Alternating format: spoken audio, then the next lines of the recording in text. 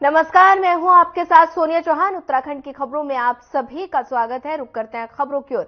मुख्यमंत्री पुष्कर सिंह धामी ने गुरुवार को मुख्यमंत्री आवास सभागार में नागरिक उड्डयन विभाग द्वारा आयोजित कार्यक्रम में हल्द्वानी से मुनस्यारी पिथौरागढ़ चंपावत हेतु क्षेत्रीय कनेक्टिविटी स्कीम के अंतर्गत संचालित की जा रही रैली सेवा का वर्चुअल रूप से फ्लैग ऑफ का शुभारंभ किया और साथ ही बताते कार्यक्रम को संबोधित करते हुए मुख्यमंत्री ने प्रधानमंत्री नरेंद्र मोदी और केंद्रीय नागरिक उड्डयन मंत्री ज्योतिरादित्य सिंधिया का हार्दिक आभार व्यक्त करते हुए कहा कि इस हवाई सेवा की लंबे समय से प्रतीक्षा थी। साथ ही उन्होंने कहा कि दूरस्थ क्षेत्रों को परस्पर जोड़ने और लोगों को आवागमन हेतु सुविधा प्रदान करने में सक्षम तो होगी ही, आपात समय में राहत और बचाव कार्यों के लिए प्रभावी क्रियान्वयन के लिए भी एक प्रभावी माध्यम से साबित होगी। सुनिए उनका ये पूरा बयान।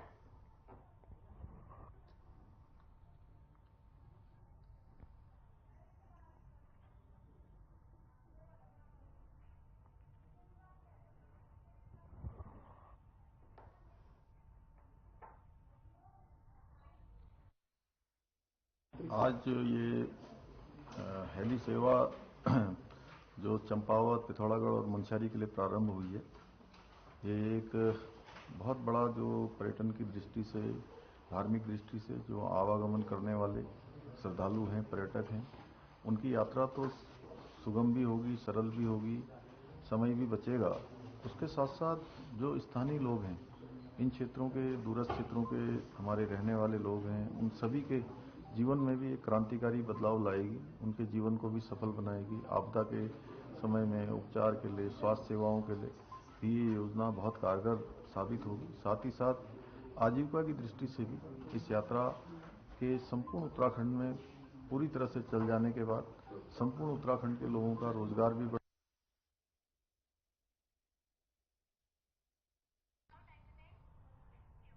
आगामी लोकसभा चुनाव को लेकर कांग्रेस प्रदेश अध्यक्ष करण माहरा पांचों लोकसभा सीटों पर 5 दिन प्रवास करेंगे और इस दौरान जिला, ब्लॉक और बूथ कमेटियों के साथ बैठक कर चुनावी तैयारियों का फीडबैक भी लेंगे। वहीं कार्यकर्ताओं को बूथ मजबूत करने के निर्देश देंगे। कांग्रेस पार्टी लोकसभा चुनाव की तैयारी में जुट गई है। कांग्रेस के राष्ट्रीय अध्यक्ष मल्लिकार्जुन खड़गे प्रदेश प्रभारी कुमारी शैलजा के दौरे के बाद अब पार्टी अध्यक्ष करण माहरा पार्टी की तैयारियों को परखेंगे। इसके लिए हरिद्वार, पौड़ी, टिहरी, अल्मोड़ा, नैनीताल लोकसभा क्षेत्रों में 5 दिन कार्यकर्ताओं के साथ बैठक करेंगे, जिसमें चुनावी तैयारियों पर कार्यकर्ताओं को फीडबैक लेने के साथ कार्यक्रमों की जानकारी भी देंगे। वहीं कांग्रेस प्रदेश अध्यक्ष ने बताया कि चुनाव में जीत के लिए पार्टी का प्रत्येक बूथ को मजबूत करने पर फोकस है और जिनके लिए बूथ स्तर पर संपर्क अभियान चलाया जा रहा है।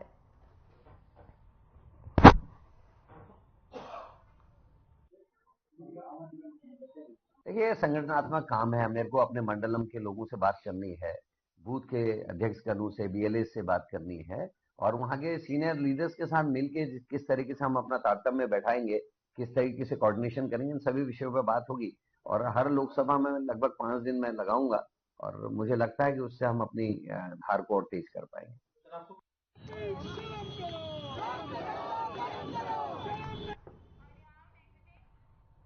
देहरादून में एक बार फिर कोरोना ने दस्तक दे दी है। आपको बता दें कि देहरादून में 73 वर्षीय व्यक्ति में कोरोना वायरस की पुष्टि हुई, जिसका इलाज दून अस्पताल में 12 फरवरी से चल रहा है और जिसको लेकर दून अस्पताल के डीएमएस डॉक्टर धनंजय डोभाल ने कहा कि ये व्यक्ति ग्राफिक एरा अस्पताल से दून अस्पताल तक लाए गए थे और अभी ये वेंटिलेटर पर है।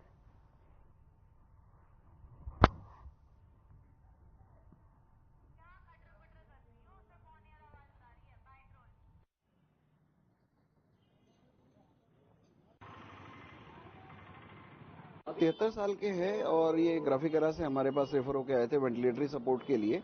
अभी वेंटिलेटर पे हैं। इनको कोविड के अलावा भी और बहुत सारी कोमोर्बिडिटीज हैं, जैसे इनको ब्रोंकियल एज्मा है, हाइपरटेंशन है, लंग कोलैप्स है, ट्यूबरक्लोसिस है, तो और वेंटिलेटर पे हैं। तो स्थिति तो फिलहाल अभी गंभीर है और डॉक्टर ने ऑब्जर्वेशन में आइसोलेशन वार्ड में रखा हुआ है।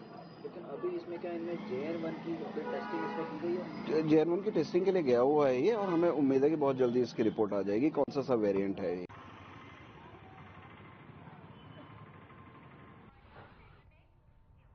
आंगनबाड़ी कार्यकर्त्री संगठन की जिला इकाई ने गुरुवार को कोटद्वार में प्रदेश सरकार के खिलाफ जमकर जुलूस प्रदर्शन किया।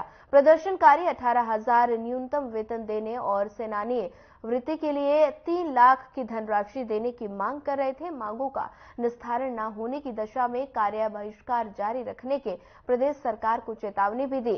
जिला अध्यक्ष पूनम कैत्यूरा के नेतृत्व में दू गड्ढा एकेश्वरी और पोखड़ा ब्लॉक के आंगनबाड़ी कार्यकर्ता हिंदू पंचायती धर्मशाला में एकत्रित हुए और जहां आंगनबाड़ी कार्यकर्त्री सहायिका मिनी कर्मचारी संगठन के बैनर तले रोडवेज बस अड्डा लाल बत्ती चौराहा झंडा चौक होते हुए तहसील परिसर पहुंचे। तहसील में हुई सभा में जिलाध्यक्ष पूनम कैत्यूरा ने कहा कि आंगनबाड़ी कार्यकर्ताओं को मानदेय के रूप में मात्र 9,000 दिया जा रहा है।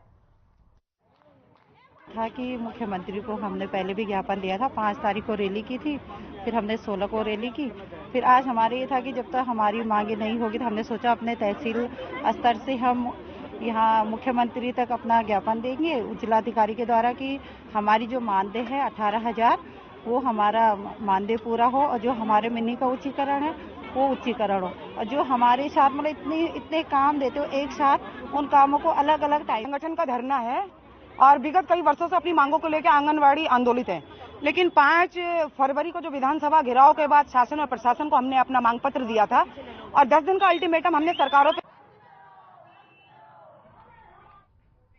चलिए फिलहाल वक्त हो चला एक छोटे से ब्रेक का। ब्रेक के बाद जल्द हाजिर होंगे।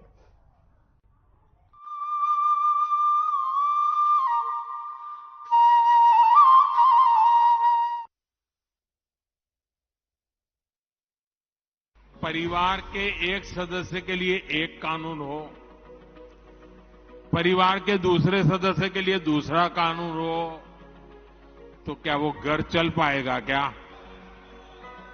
फिर ऐसी दोहरी व्यवस्था से देश कैसे चल पाएगा? हमें याद रखना है कि भारत के संविधान में भी नागरिकों के समान अधिकार की बात कही गई है। प्रधानमंत्री जी के मार्गदर्शन में उत्तराखंड के मुख्यमंत्री श्री पुष्कर सिंह धामी ने समान अधिकारों के संकल्प की सिद्धि में महत्वपूर्ण कदम बढ़ाकर एक नया इतिहास रच दिया है। आजादी के बाद देश का पहला समान नागरिक संहिता विधेयक उत्तराखंड विधानसभा में पारित हो गया है, जिसके साथ Uttarakhand uniform civil code bill pass करने वाला देश का पहला राज्य बन गया है। उत्तराखंड में एक ऐसे काम की शुरुआत हो रही है, एक ऐसा काम आगे बढ़ रहा है जिसकी प्रतीक्षा देश को लंबे समय से थी। इसमें जहां मैं अपने नेतृत्व का धन्यवाद करना चाहता हूं कि उन्होंने हमारा मार्गदर्शन किया, आदरणीय प्रधानमंत्री जी का, साथ ही साथ मैं उत्तराखंड की देवतुल्य जनता का भी मैं दिल से उनका आभार व्यक्त करना चाहता हूं, उनको प्रणाम करता हूं, नमन करता हूं। विधेयक में एक समान सामाजिक नियम लागू करके सभी भेदभाव और कुरीतियां समाप्त करने का प्रावधान है। विधेयक में सभी धर्म समुदायों में विवाह, तलाक, गुजारा भत्ता और विरासत के लिए एक ही कानून का प्रावधान है। समान नागरिक संहिता विधेयक लैंगिक समानता को बढ़ावा देने और सभी नागरिकों के लिए कानूनी प्रक्रिया को सरल और सुलभ बनाने में बेहद महत्वपूर्ण है। हर उत्तराखंड वासी को बराबरी का अधिकार दिलाने के लिए राज्य सरकार प्रतिबद्ध है। समान नागरिक, समान अधिकार।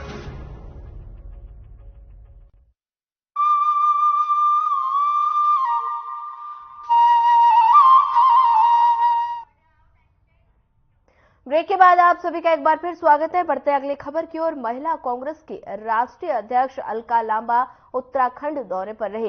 देहरादून के कांग्रेस भवन में प्रेस वार्ता करते हुए अलका लांबा ने देश में महिलाओं पर हुए अत्याचार और उत्पीड़न को लेकर सरकार पर जमकर हमला किया। वहीं इसके साथ ही उत्तराखंड में अंकिता भंडारी हत्याकांड मामले को भी उठाया और महिलाओं को न्याय दिलाने के लिए पदयात्रा निकालने की बात कही गई। इस बात पर महिला सशक्तिकरण एवं बाल विकास मंत्री मंत्री रेखा आर्या ने पलटवार करते हुए कहा कि पहले कांग्रेस अपने गिरेबान में झांके और जहां जहां कांग्रेस की सरकार रही उन राज्यों की हालत क्या है पहले वो देखे। साथ ही उन्होंने गारंटी देते हुए कहा कि उत्तराखंड में महिलाओं के साथ न्याय हुआ है और अगर किसी के साथ ऐसे अत्याचार हुआ तो उनके खिलाफ कड़ी से कड़ी कार्रवाई भी की जाएगी। देखिए, कांग्रेस को सबसे पहले अपने आप में झांकना चाहिए। जहां उनकी सरकारें थीं वहां पर क्या हुआ करता था। मैं उत्तराखंड और देवभूमि की बात तो ये गारंटी के साथ कह सकती हूँ। यहाँ महिलाओं के साथ में किसी भी प्रकार का, चाहे वो दुराचार हो, चाहे वो अत्याचार हो या किसी भी प्रकार से दुर्व्यवहार हो, यहाँ पे बर्दाश्त नहीं किया जा सकता है। और अभी तक की आप किसी भी घटनाक्रम को यदि दुर्भाग्यवश इस देवभूमि में हो भी गई हो तो आप ये देखेंगे कि अपराधी जेल के सलाखों के पीछे है। मैडम,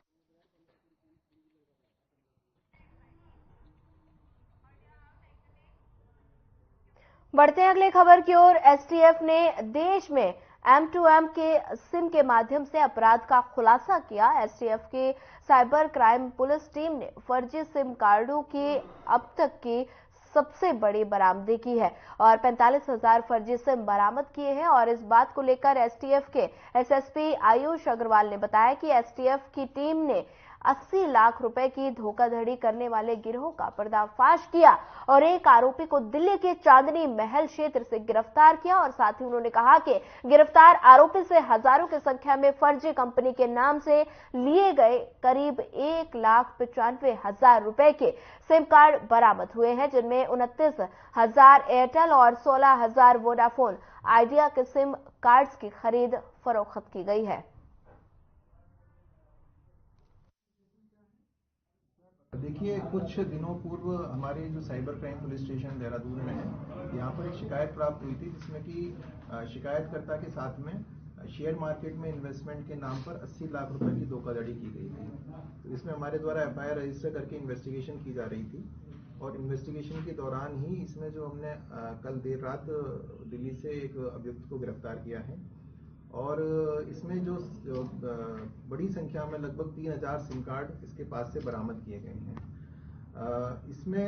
इसने बेसिकली एक फर्जी फर्म खोली थी और उस फर्म के नाम पर इसने दिखाया था कि ये जो फर्म है ये सीसीटीवी इंस्टॉलेशन का काम करती है और उसके लिए। चलिए फिलहाल वक्त हो चला एक छोटे से ब्रेक का। ब्रेक के बाद जल्द हाजिर होंगे।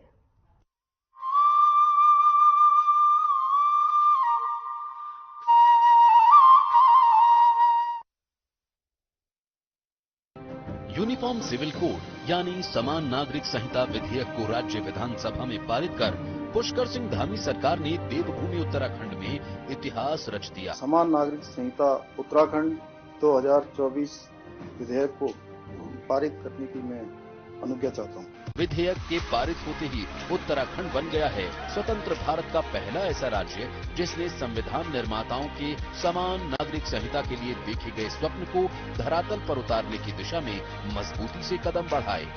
2 साल पहले मुख्यमंत्री धामी ने प्रदेश की जनता से समान नागरिकता संहिता कानून को प्रदेश में लागू करने का जो वादा किया था, उस वादे को पूरा करके प्रदेश सरकार ने अपने संकल्प को सिद्धि तक पहुंचाकर अपनी वचनबद्धता को बखूबी साबित किया।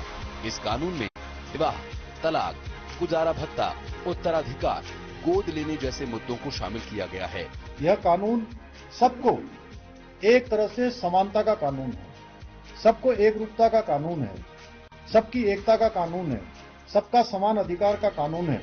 भारत के संविधान के अनुच्छेद 44 में सभी नागरिकों के लिए समान कानून लागू करने की बात कही गई है। आने वाले समय में देश के अन्य राज्यों के लिए भी ये मील का पत्थर बनेगा। लिया था जो दृढ़ संकल्प, उसे पूरा किया। उत्तराखंड में यूसीसी विधेयक पारित किया।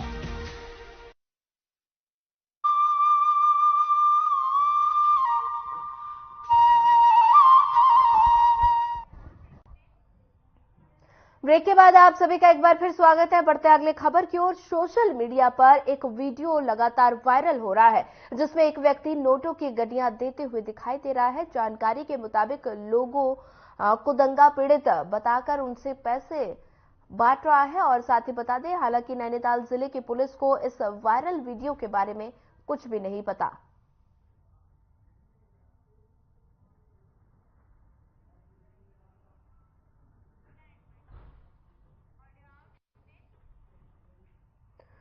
रीड उधम सिंह नगर के फरिश्ते पुलिस अधीक्षक मंजुनाथ टीसी दिनेशपुर का थाने का निरीक्षण किया और इस दौरान वरिष्ठ पुलिस अधीक्षक ने क्षेत्र का तमाम जनप्रतिनिधि और व्यापक मंडल के लोगों के साथ बैठक की गई और साथ ही इस दौरान जनप्रतिनिधि एवं व्यापारियों ने नशा के अलावा क्षेत्र में बढ़ती चोरियों के बारे में वरिष्ठ पुलिस अधीक्षक के सामने रखा, जिनमें वरिष्ठ पुलिस अधीक्षक मंजुनाथ टीसी ने थाना अध्यक्ष अनिल जोशी को आदेश देते हुए कहा कि थाने का निरीक्षण रूटीन कार्यक्रम के तहत जनप्रतिनिधि एवं व्यापारियों के संग बैठक की गई, जिस पर कई सुझाव आए और उस सुझाव पर अमल किया जाएगा।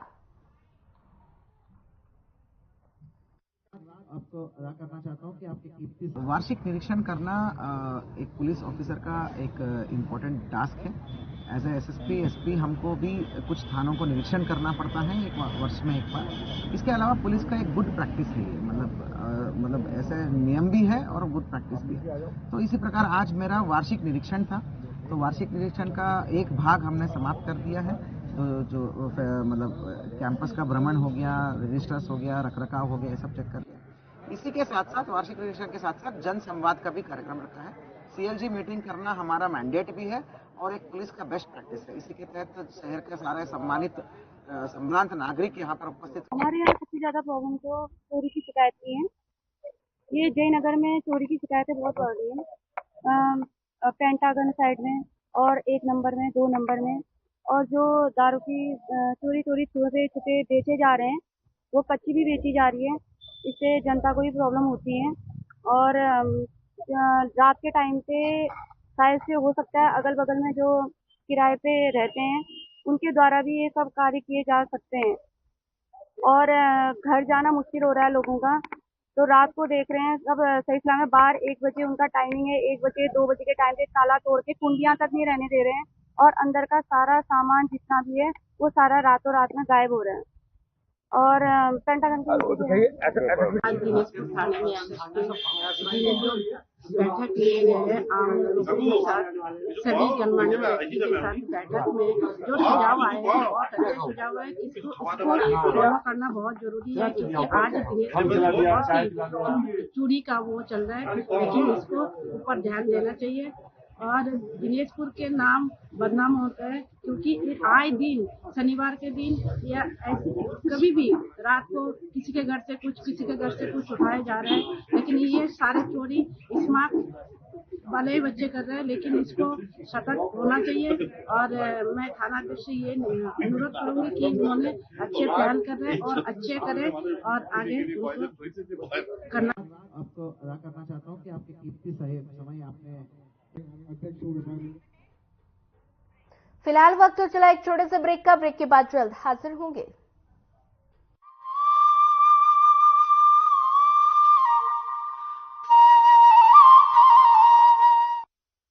परिवार के एक सदस्य के लिए एक कानून हो, परिवार के दूसरे सदस्य के लिए दूसरा कानून हो, तो क्या वो घर चल पाएगा क्या?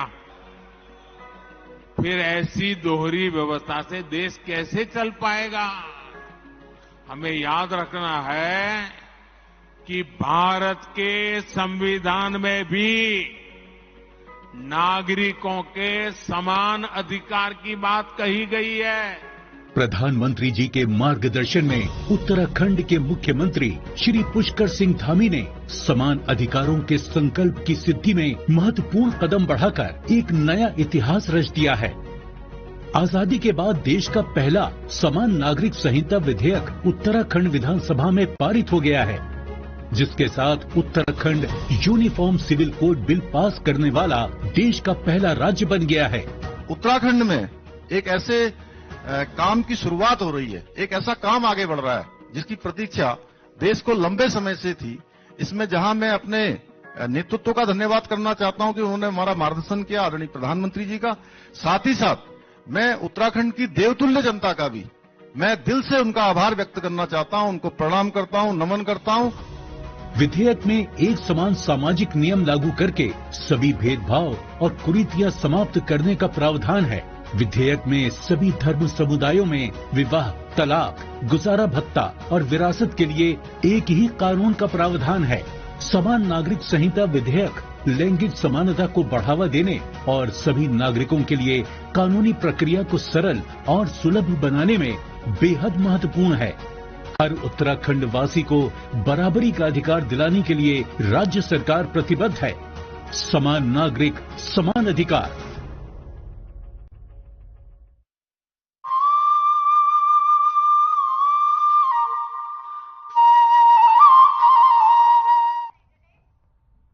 ब्रेक के बाद आप सभी का एक बार फिर स्वागत है। सीधे लिए चलते हैं आपको देहरादून, जहां नेशनल स्टॉक एक्सचेंज का कार्यक्रम का आयोजन किया गया।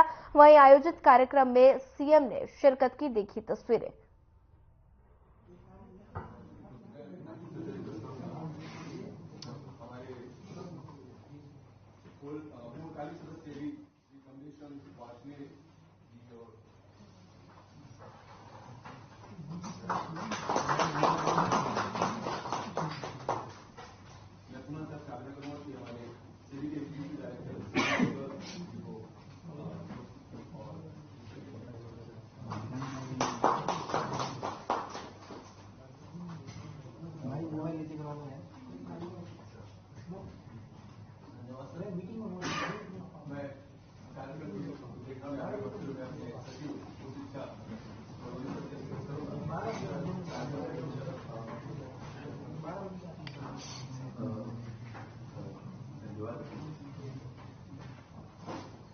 के इस महत्वपूर्ण कार्यक्रम में हमारे बीच में उपस्थित माननीय मुख्यमंत्री जी, हमारे उच्च शिक्षा के हमारे माननीय मंत्री जी सिंह साहब, जो हमारे निर्वाचित शिक्षा अभियान से जुड़ी हैं, पंजाब के सुंदर सर, हमारे एडिशनल सेक्रेटरी, हमारे श्री आशीष चौहान जी जो एमडी और सीईओ एमएससी हैं, और कमलेश्वर वाशनी जी जो आजीवन सदस्य संघी हैं, हमारे सीबी और एमएससी की पूरी टीम, हमारे शिक्षा विभाग के सभी अधिकारीगण, सभी का मैं हार्दिक स्वागत और अभिनंदन करता हूँ। सर, जो आज का कार्यक्रम है इसमें दो मुख्य कार्यक्रम है। एक तो जो आपके कार्यक्रमों मुख्यमंत्री हमारा जो कार्यक्रम शुरू हुआ था सर, जो रिसर्च प्रमोशन के लिए हमारा कार्यक्रम था, जिसको हमने मुख्यमंत्री उच्च शिक्षा शोध प्रोत्साहन योजना का नाम दिया था, वो आपके द्वारा ही इसकी शुरुआत की गई थी। आज इसमें सर हमारे पास हम इसमें इसके आवेदन मांगे, इसमें करना ये था कि हमारे जो टीचर्स हैं, जो हमारे अध्यापक हैं और हमारे बच्चे हैं, उनकी टीम मिलकर के कुछ रिसर्च प्रोजेक्ट बनाएगी और वो रिसर्च प्रोजेक्ट हमें सबमिट करेगी। उनमें से कुछ प्रोजेक्ट्स को आज हमने आइडेंटिफाई किया है। जब हमने इसका एडवर्टाइजमेंट किया तो लगभग 485 हमारे रिसर्च प्रोजेक्ट आए थे, हमारे लगभग 119 प्रोजेक्ट्स, क्योंकि बड़ा अच्छा हमारे पास रिस्पॉन्स आया था। और उसमें सर हम लोगों ने जो प्रदेश के बाहर के एक्सपर्ट्स, विभिन्न यूनिवर्सिटी से उनके नाम दिए थे एक्सपर्ट्स के, और उनके माध्यम से पहले राउंड में हमने इवैल्यूएशन करा। तो इवैल्यूएशन कराने के बाद लगभग 100 के आसपास हम लोग ने शॉर्टलिस्ट किए थे प्रोजेक्ट, और उसके बाद जो हमारी बीसी हमारे सभी। फिलहाल इस बुलेटिन में इतना ही। ज्यादा खबरों के लिए बने रहिए हमारे साथ। नमस्कार।